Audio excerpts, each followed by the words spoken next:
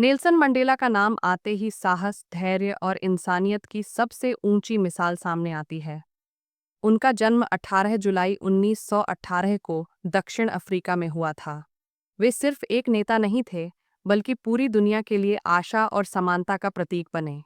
उन्होंने अपने जीवन का बड़ा हिस्सा अन्याय, रंगभेद और अत्याचार के खिलाफ संघर्ष में बिताया, लेकिन कभी भी नफरत को अपने दिल में जगह नहीं दी। दक्षिण अफ्रीका में उस समय अपार्थाइड रंगभेद की नीति लागू थी, जिसमें काले लोगों को उनके अधिकारों से वंचित रखा जाता था। मंडेला ने इस अन्याय को चुपचाप स्वीकार नहीं किया। उन्होंने अफ्रीकन नेशनल कांग्रेस (ANC) के साथ मिलकर शांतिपूर्ण और सशक्त आंदोलन चलाया। इसी संघर्ष के कारण उन्हें 27 साल तक जेल में रहना पड़ा। यह समय किसी भी इंसान को तोड़ सकता था, लेकिन मंडेला और भी मजबूत होकर बाहर आए।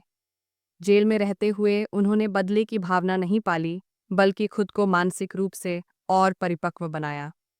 जब वे रिहा हुए, तब पूरी दुनिया उनसे बदले की उम्मीद कर रही थी, लेकिन उन्होंने क्षमा और मेल मिलाप का रास्ता चुना। यही उनकी सबसे बड़ी महानता थी।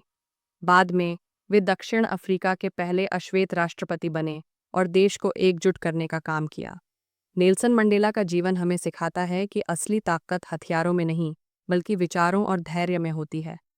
उन्होंने यह साबित किया कि नफरत से नफरत खत्म नहीं होती, बल्कि प्रेम और समझदारी से ही समाज बदला जा सकता है। उनका मानना था कि शिक्षा सबसे शक्तिशाली हथियार है, जिससे दुनिया को बदला जा सकता है। अतः मंडेला के जीवन से हमें कुछ बेहतरीन सीख मिलती है, जैसे धैर्य सबसे बड़ी शक्ति है।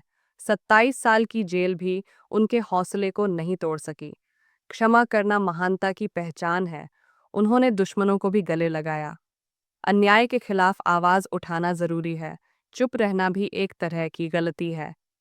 नेतृत्व सेवा से आता है, सत्ता से नहीं। वे जनता के सेवक बने, शासक नहीं।